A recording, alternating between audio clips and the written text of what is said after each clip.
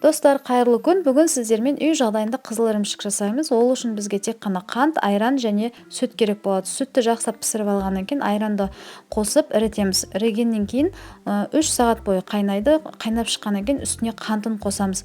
Қантты қосқаннан кейін де тағы да 3 сағат қайнатасыздар. Өте баяу отта. Сосын сіздердің мына ақ іріп тұрған нәрселеріңіз қоңыр түске ауысады да, оны бөлек матаға салып суынан сырғытып аласыздар. Мінекей, осы қант салғаннан кейін 3 сағат қайнады. Оны осылай матаға салып, тағы да қысып суынан сырғытып, оның үстіне тарелка жауып, мантоваркаға саламыз. Себебі мантоваркадан су ағып кетеді. Сосын тарелканың үстіне ауыр тағы да бір нәрсе қойсаңыздар болады. Солай бір күн тұрады.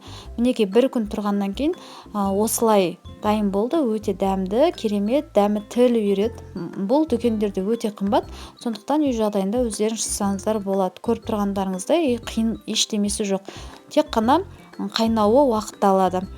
Видеоның качествосына, сапасына кешірім сұраймын, себебі бұл ютубқа арналған видео емес еді, бірақ инстаграмда өте көп сұрап жатқандықтан, адамдардың сұрауы өте жоғары деңгейде болғандықтан, мен осы барымен салдым. Алдағы уақытта тағы да бұдан әдемі сапада монтаждап, тағы осы нені салатын боламын. Міне біздің кесілген кездегі қызыл ірімшігіміз.